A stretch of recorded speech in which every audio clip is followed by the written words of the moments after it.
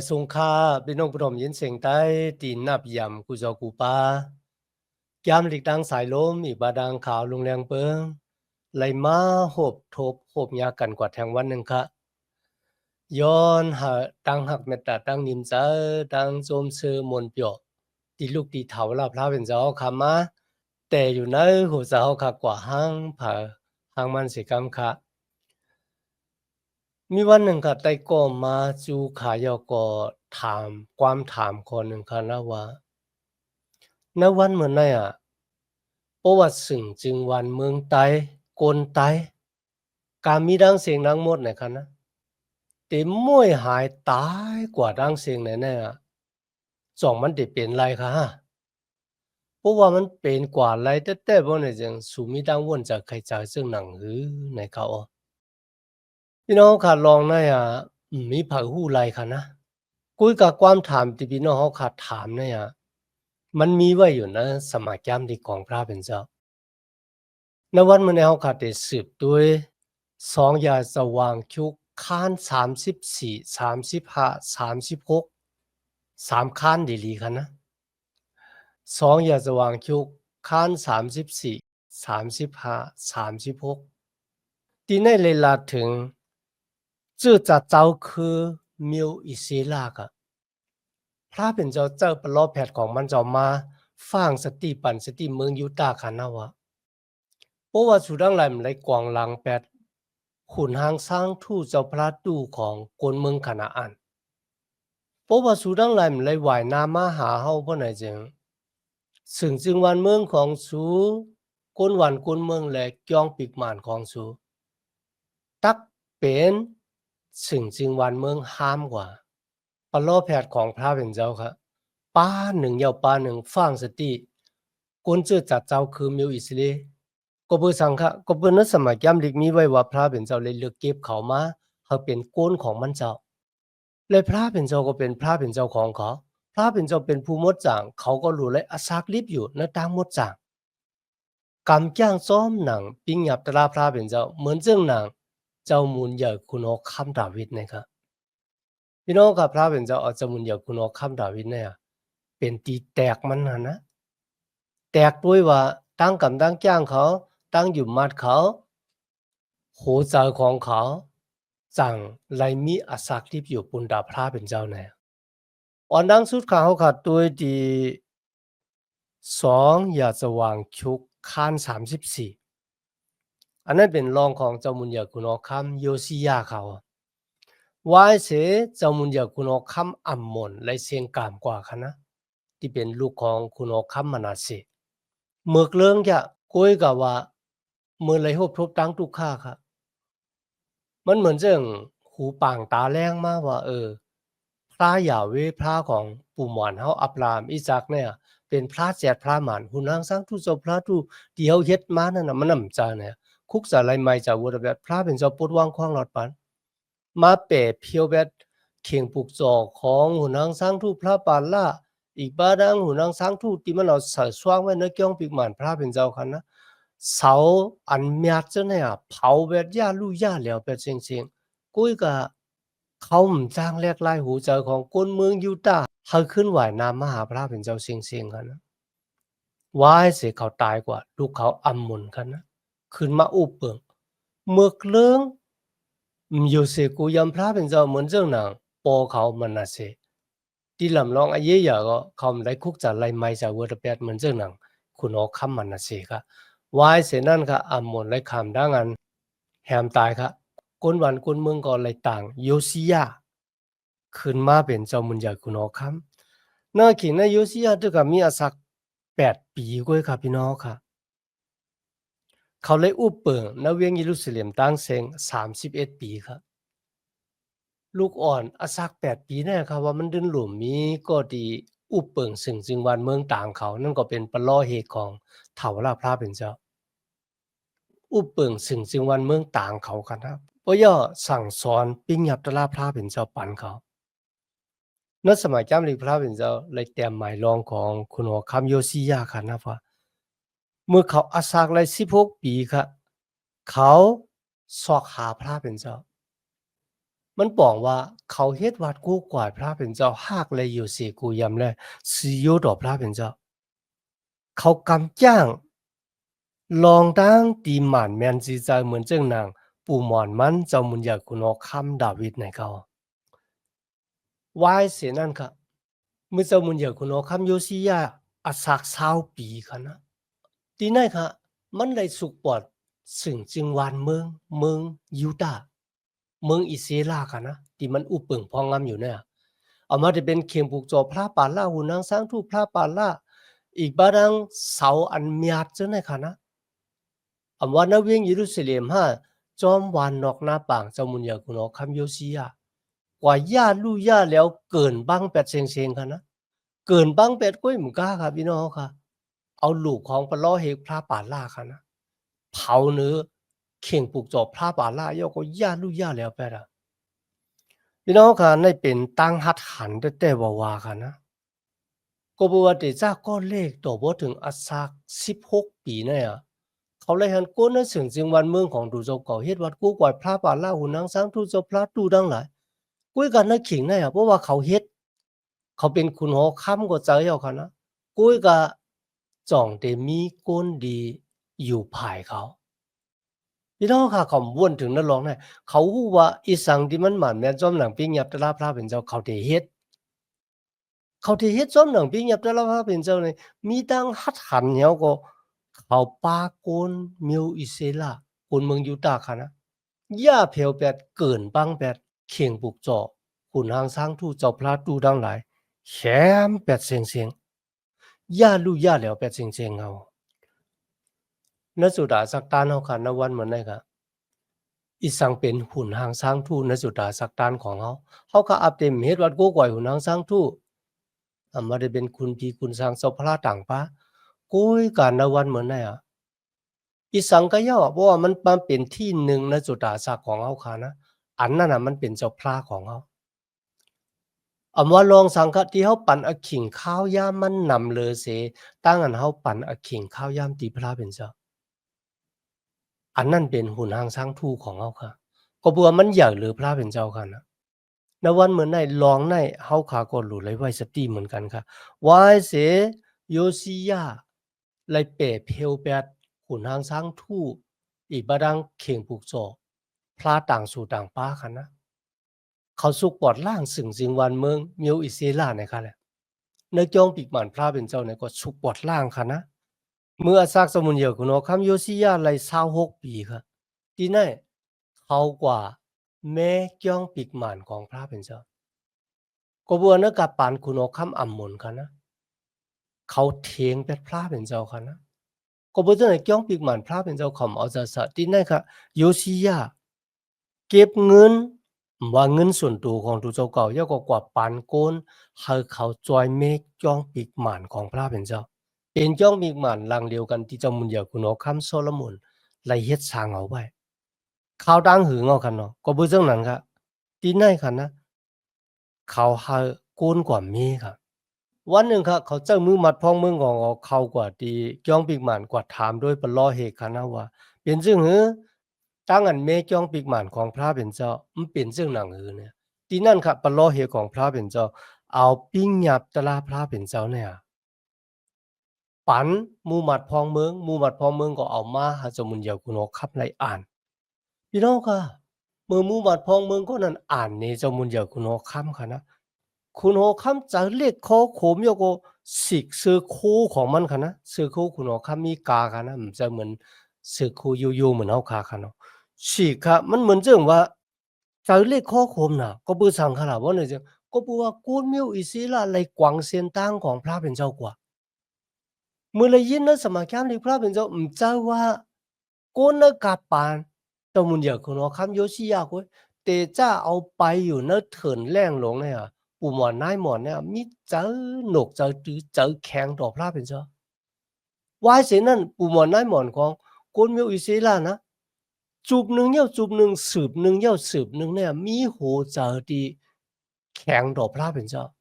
มีเจ้าหนกเจ้าตือต่อพระเป็นเจ้ากว่าเฮ็ดวัดหุนนางสังทูเจ้าพระตู้ยก็แปรแปดพระปู่หมอน้องเขานั่นค่ะ เจ้ามุนอย่าคุณเอาคำโยชิยะห้องไห้แล้วก็เจอเล่ขอความสุดต้องเติงหาพระเป็นเจ้าปอย่อเขาลาติมูมัดพ่อเมืองเขาค่ะนะว่าไรปอเฮ็ดจึงหนังไหนได้ไหนกันนะเขาลูกกว่าถามกวนของพระเป็นเจ้าเนี่ยที่นั่นครับมูมัดพ่อเมืองเขากว่าจูปะล้อแพทนางยิงก็หนึ่งมีชื่อว่าฮาลาตาปะล้อแพทนางยิงฮาลาตา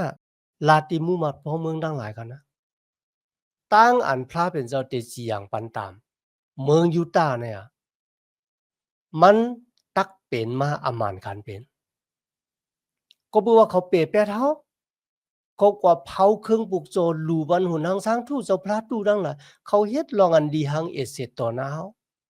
ตั้งใจลำไส้กรรมที่เฮามีต่อเมืองยูตาห์เวียงเยรูซาเล็มเนี่ยมันเหมือนไพ่ที่มีวันวอดก็บ่จังไหนเป็นจึงเฮาก็ตื่นเตจีอย่างตะลาอามานกันเป็นปอย่อลอแพทย์หาลาตาลาตีมวดพอเมืองดังหลายว่าเฮาขึ้นมือกว่าลาดก็ตีส่งสู่มาจูเฮาพระเป็นจะเต็มเฮาลองตั้งในปอเป็นมันกาปานเขาวายเสร็จเขาตายกว่าย่อลองตั้งเนี่ยตื่นปอปอกเป็นมาพระเป็นเจ้าที่จีอย่างเวียงเยรูซาเล็มกวนเมืองเยรูซาเล็มแต่ลืบเขาหอเขาออกเวียงเยรูซาเล็มกว่าเป็นคีคาของเจ้ามุนยาคุณอคำเมืองป่าบุรุนพี่น้องค่ะวายเสมุวัดพองเมืองขึ้นมาลัดนี่เจ้ามุนยาคุณอคำเจ้ามุนยาคุณอคำก็ห้องกวนเมียวอิเซลากวนเมียวยูตากวนดีอำไลตกเป็นคีคาของเจ้ามุนยาคุณอคำอัสซีริยาค่ะนะก็บัวปอดห้องเนี่ยตกเป็นคีคาของเจ้ามุนยาคุณอคำอัสซีริยาเย้าค่ะหรือเมืองยูตาก็เลขหรือเสเมืองอิสราเอล10คือรู้ก่อนที่นั่นเจ้ามุนเจอคุณเอาคำโยชิยาห้องเขามาย้อนให้เขาเฮ็ดกติสัจจะต่อพระเป็นเจ้าว่าเขาเดกำจ้างซ้อมหนังปิ้งยับตละพระเป็นเจ้าหากเลยอยู่สิกูยำเลยสิโยต่อพระเป็นเจ้าจอมหนังปิ้งยับตละของโมเสสมีไว้อุนตาติลอดป้นเสตั้งอันจีอย่างปันตามติลูกตีพระเป็นเจ้ามาในวันนั้นค่ะนะเจ้ามุนยาคุณเอาคำโยชิยาป้ากวนเมียวอิสราเอลเนี่ยเฮ็ดกติสัจจะต่อพระเป็นเจ้าในจองปีกหมันของพระเป็นเจ้าวายเสียนั่นค่ะมันลาติมูมัดพองเมืองอีกบาดางปะล้อเหกหลวงค่ะนะคนหลีวีจะได้ว่าเขาเตแต่เฮ็ดปล่อยปัสขาซ้อมหนังดีปิงหยับตะลาพระเป็นเจ้าเลยมักคานเอาไว้ว่า1ปี1ปอเขาหลู่เลยเฮ็ดพี่น้องค่ะคนมีวิสิลาเขาเลยยินความของเจ้ามุนยาคุณคำโยชิยาก็มีทางโจมซื้อค่ะในสมัยจำลีกลาถึงรองของเจ้ามุนยาคุณคำโยชิยาค่ะนะเขาเฮ็ดหมายขับแจนจอมหนังที่เจ้ามุนยาคุณคำดาวิดเลยตั้มว่างเอาไว้ตาวุนบุญบอนคนเดวีเฮาเปิดตีพักตูจ้องปีกหมานพระเป็นเจ้า24นาฬิเฮาพูดกันจุ่มหนึ่งเหี่ยวจุ่มหนึ่งปล้อเฮกหลู่เครื่องปลูกจอพระพระเป็นเจ้ากลางนาหนึ่งปอกกลางคำหนึ่งปอกก้นเลวีมุกจุ่มดีเล็ดติ่งเฮาเล็ดติ่งเฮ็ดวัดกู้ก่อยพระเป็นเจ้าเนื้อเกี้ยวปีกหมานดาสิแข่งจุ่มหนึ่งคณะตีห้องความยองโยพระเป็นเจ้าเฮาห้องความยองโยพระเป็นเจ้าปล้อเฮกตีเป่าแน่ขลาดนะเกี้ยวปีกหมานพระเป็นเจ้าก็รู้เลยเฮ็ดจอมหนังที่เจ้ามุนเยอะกุโนคำดาวิดเลยมักฆ่าเอาไว้เฮ็ดจอมหนังปักเก่าเปิงเก่าในกันนะในวันนั้นค่ะโกนเมียวอิเซลาปากันมาเขาปล่อยปัสกาเจ้ามุนเยอะกุโนคำนะลูโซนะเอาโซเนี่ยเผาลูเป็นเครื่องปลูกจอบรรพระเป็นเจ้านับอ่านโหมื่นมันโวก็เหมือนกันค่ะนะนับอ่านโหเฮงโหมื่นเหมือนกันอีกบาดาคนที่เป็นเจ้าเป็นขุนเป็นมุมัดพองเมืองจังได๋ค่ะนะป้ากันมาลูเครื่องปลูกจอบคนเมียวยูดาห์คนเมียวอิสราเอลที่อยู่ในเวียงเยรูซาเล็มและนอกเวียงค่ะนะป้ากันมากินปล่อยปัสกาวายเสร็จนั้นก็กินข้าวมูลดิมจะซื้อแป้งตั้งเสียง7วันค่ะพี่น้องค่ะสมาคมดิของพระเป็นเจ้าค่ะนะเฮ็ดให้มีรองตั้งอันขึ้นหลีกันตั้งพระเป็นเจ้ามันแต่จ้าที่คุณออกคำโยชิยาเลยยินนำคำตราพระเป็นเจ้าเขาณวัดเหมือนนั้นก็เหมือนกันค่ะนะเพราะว่าจุตะศักดิ์ของเขาค่ะแต่มีตั้งอันเมขึ้นตั้งศึกสำจำใจจอมพระเป็นเจ้าอันลีบ่ไหนจึงมันแต่จ้าที่ตั้งอันเฮา ถ่อมยินเอานำคำตะลาพระเป็นเจ้าก็บัวกำมันตั้งนั่นนะเขาเปเปดปิ้งหยัดตะลาพระเป็นเจ้าเขากำย่างจ้อมหนังปิ้งหยัดตะลาพระเป็นเจ้าตั้งอันแม่ขึ้นตั้งศึกสำจำจะจ้อมพระเป็นเจ้านั่นก็ไล่ปอบอกเป็นมากุ้ยกาตินายโยซิยาไล่เฮ็ดจ้อมหนังปิ้งหยัดตะลาพระเป็นเจ้าเลยสั่งสอนเอาไว้จอมหนังเดียวค่ะฮู้ค่ะลูกโซ่เนปอยปัสสขานั่นน่ะมันเยื่องถึงเจ้าเยซูคริสต์ที่มาขามตอกซับตายปุณดาได้ขามตามบุญไปต่างก้นล้อกาลงเนี่ยก็เพราะฉะนั้นต้านเจ้าเยซูมาตายในสลักว่ามือเนี่ยครับมันเป็นตั้งอันฮอทาไว้ยาววันหนึ่งตูมันเจ้าเต็มมาเป็นเครื่องปลูกสอบปุณดาได้เพตามบุญไปปันก้นล้อกากามีดังเสียงนั่งหลงมันเจ้าเลยเฮ็ดออกอย่างเย้าคันนะเมื่อ2เฮงปีปลายที่ป่นมาณวันเหมือนน่ะก็ที่ไปเลยหาบเอาจุยสู้เมื่อเลยยินเย้าคันนะมาหาบเอาจุยสู้มันเจ้าเป็นเครื่องปลูกสอดที่เพวละ8ปันเฮาโดยตั้งกำตั้งจ้างโดยตั้งดูตั้งต้านเฮามีวันที่เฮาได้เพวละ8เฮาไหลพระเป็นเจ้ามีแฮนไว้บุญดาเฮาผิดบ้างพี่น้องที่ไปเลยหาบเอาจุยสู้มาหาบเอาตั้งเกะยอดโดยตั้งอยู่มาตำจะน้ำมันเจ้าคันนะวายเสนั้นบ่หึงบ่นานคันนะเจ้ามุนอยากคุณอคำเนขอเมืองอียิปต์ค่ะตีกว่าตึกกันดังคุณอคำเมืองอัสซีรียาเนี่ยค่ะคุณอคำโยซิยาค่ะออกมาเฮหูตังเขายก็ติดตึกกันดังเจ้ามุนอยากคุณอคำเนขอเมืองอียิปต์ค่ะนะคุณอคำผ่านล้อเนขอลาดีคุณอคำโยซิยาค่ะนะว่าพระเป็นเจ้าเฮาคาฮิปเน็ตกว่าตึกซึกสุยาไปมาเฮมาคัดคาเนี่ยค่ะกำลิมลิสุดตายละลายก็อย่างนะที่นั่นค่ะว่าโยซิยาถ่อมความจมุนเยคุณอคำเนคอผ่าล้อเมืองอียิปต์ค่ะนะมันตายเฮาฮู้ไรแต่ค่ะนะก็เปิดตั้งอันเขายุ่มว่าผ่าล้อลาดว่าพระเป็นเจ้าเป็นกฎที่เจ้าเขาเนี่ยก็เปิดคุณอคำผ่าล้อมเลยอยู่มาตั้มจะเนื้อพระเป็นเจ้าอัปเดฮู้ลองพระเป็นเจ้าค่ะนะอัปเดมีตั้งอยู่เสกูยามก้วยกับเขาเลยเฮ็ดว่าเขาอยู่ข้อความในห้าเนี่ยกำเนิดเขากว่าลายซื้อโคยูแล้วก็มาตึกกันตั้งเจ้ามุนเยอะคุณโอคำผ่านล้อเมืองอียิปต์อะเนื้อขิงนั่นก็มีลูกซึกโกหนึ่งกันนะปืนกลางกว่าตื้อเนี่ยเจ้ามุนเยอะคุณโอคำโยซิยามันลาติกนเจอมันว่าเฮแนตปามันเขาเวียงเยรูซาเล็มเมื่อถึงที่นั่นก็ตายได้กันนะลองในก็หลีวนเจอใครเจอเขาว่าก็เปิดสังเจ้ามุนอยากคุณอคำโยซิยามไลถ่อมก่อความผ่าล้อนหนีขอขึ้นไหวบอกมือขึ้นในหางในหอมันบ่เปลี่ยนเฮาได้ก็หลีปอกมือขึ้นเอาคันนะว่าให้เสิมันตายครับเขาขับมาสืบตัวลูกชายมันค่ะมีชื่อว่ายาฮอคัดยาฮอคัดเนี่ยเป็นน้องของโยยากิมเขาคุยกับคนวันคนเมืองซ้ำต่างยาฮอคัดเนี่ยเป็นเจ้ามุนเหยอคุณอคำเมืองยูตาห์ค่ะ เป็นไร3เดือนก็นั่นก้อยค่ะนะมันอัปเดตคัดกันดังคุณเอาคำผ่านล้อเมืองอีกี่พามหูคุณเอาคำเหน่ขอป้าเนี่ยมาคยามันลงตั้งอันเปลี่ยนเจ้ามันเยอะคุณเอาคำค่ะนะปอยอก็ต่างปีอายมันยออยากกิมค่ะถ้าเป็นเจ้ามันเยอะคุณเอาคำต่างมันคุณเอาคำผ่านล้อก็อาดัมมาเต็กเต็งเฮาคุณเอาคำยออยากกิมเนี่ยสากขอนบันมันคำเงิน1 ปีกันได้ในมักค้านกันนะดีไหนค่ะอาโลโยอยากกิมเนี่ยมันจังโกนดีต่างมันเป็นเจ้ามุนเหยอคุณเอาคำซ้ำกว่าต่างน้องชายมันเป็นเจ้ามุนเหยอคุณเอาคำมันต่างในค่ะนะมันกว่าเก็บขอนที่โกนจนในยามแต่ยามว่าค่ะ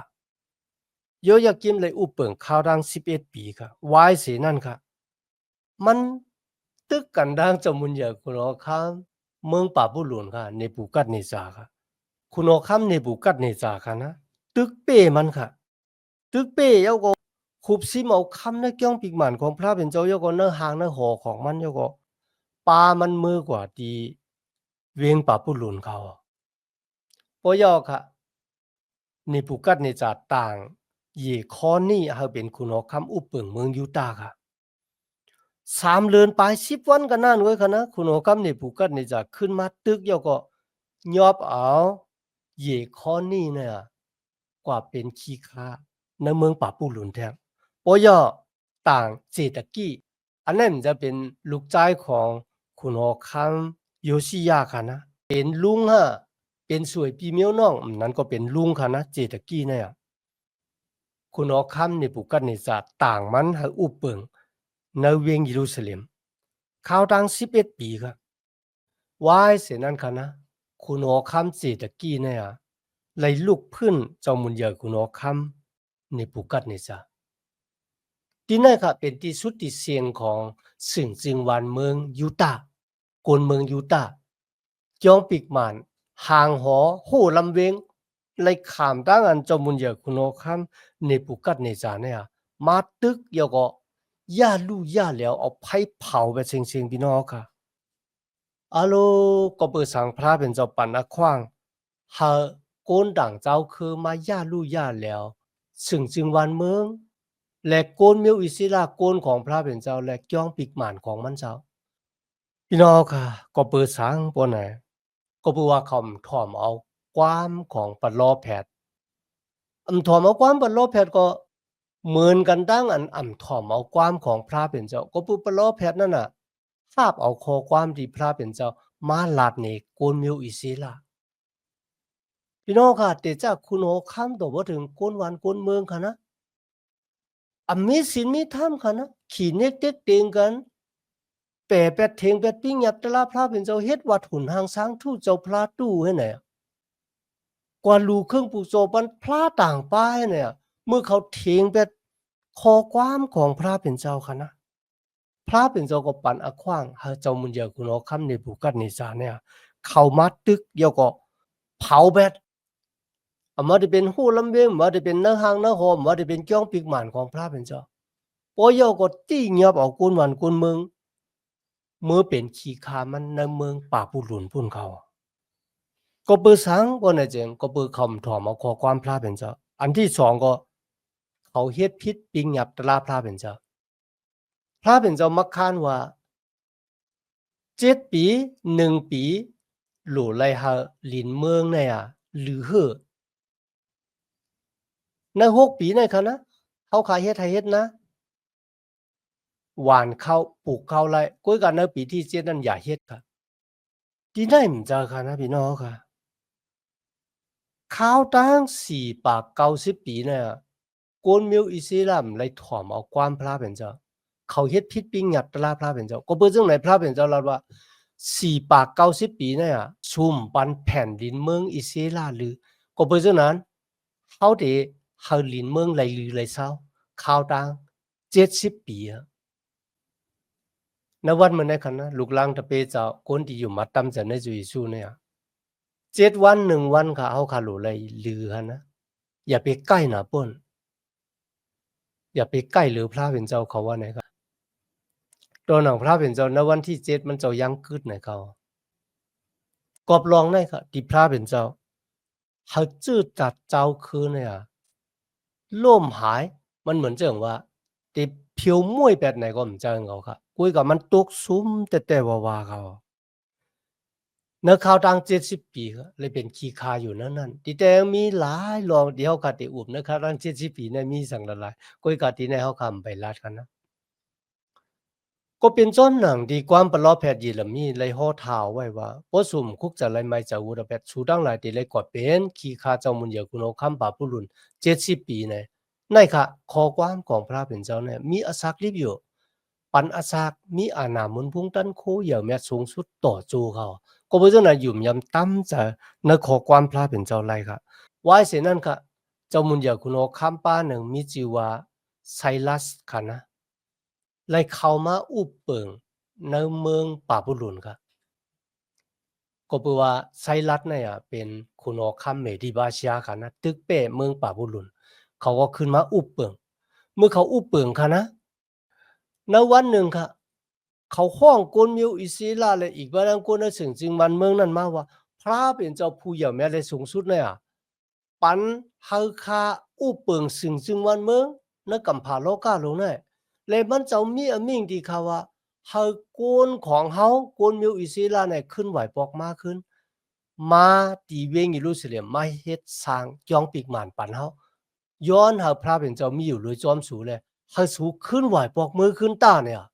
มือเจปีเอาเนี่ยพระเป็นเจ้าเจ้าคุณออกคำไซรัสของเมืองเมดิบาชาก็เนี่ยปล่อยโกนเมืองยูตาขึ้นไหวปอกมาดีเวียงเยรูซาเล็มเขามันดีอ้ามนะครับที่มีแต่หมายรองของหนอคำไซรัสก็ในค่ะนะพระเป็นเจ้าฮาริเยลมีเต็มรองของเขาอ่อนตั้งที่เขาได้เกิดมา2 ปากปีฮะอ่อนตั้งที่ได้เกิดมา2 ปากปีเยเรมีเลยเตรียมว่าวันหนึ่งคนคนหนึ่งมีชื่อว่าไซรัสได้ปล่อยคนมิวอิสราออกเมืองปาปุลุนขึ้นไหวปอกมัดก่อตังพวกตังจองปิกหมานของมันเจ้าเนี่ยขอความพระเป็นเจ้าสมัยจามดีของพระเป็นเจ้าเป็นรองหมานแมนซีซาเต้ว่าค่ะเขาเลยขึ้นไหวปอกมาดีเวียงเยรูซาเล็มมาก่อตังพวกตังจองปิกหมานของพระเป็นเจ้าโกนมิวอิสราทั้งหลายคุกจากไรความของเยเรมีที่พระเป็นเจ้าปลอแผดของพระเป็นเจ้าว่าวันหนึ่งเขาได้เลยขึ้นไหวปอกมาที่เวียงเยรูซาเล็มขึ้นกดตังพวกตังซึ่งวันเมืองจองปีกหมานห่างหอของเขาผู้ลำเวงของเขาขึ้นไหนต่างเกสู่พระเป็นเจ้าอย่าเต้ว่าค่ะพระเป็นเจ้าป้าเนี่ยเป็นพระเป็นเจ้าที่สักรีบอยู่ค่ะมันเจ้าเลี้ยงเอเสดวูดาเปดเพราะว่าเขาขาดที่เป็นลูกล่างพระเป็นเจ้าและอขว้างมาหาบ่ตั้งเกตคอดลุยตั้งอยู่มาตั้มจันเนพระเป็นเจ้าไหนรู้และอิงปึงโกวิ่งเงินหมดจังพระเป็นเจ้าที่ได้จอยเขาหมออสักลิบหมอกำจ้างมีเอ็นมีแห้งดันโควิ่งเงินหมดจังพระเป็นเจ้าอสักลิบอยู่จอมหนังปิ้งหยับตะลาแลหมดจังข่าวสารกว่าไหนลุยเอ็นแห้งวิ่งเงินหมดจังเจ้าเขามีดังนั้นตั้งเกจูพระเป็นเจ้าอย่างนั้นในวันเมื่อไหร่ค่ะที่มาเห็นจำดีกว่าจอมกันตัวบสุด2อย่าสว่างชุกย้อนหาตั้งหักเมตตาตั้งนิมเจอตั้งสมเสือมนเปียดที่ลูกดีเท่าลาพระเป็นเจ้าค่ะมาแต่อยู่นั้นหูเจ้าค่ะกว่าหังผ่าหังมันเสกรรมค่ะมาสุงค่ะ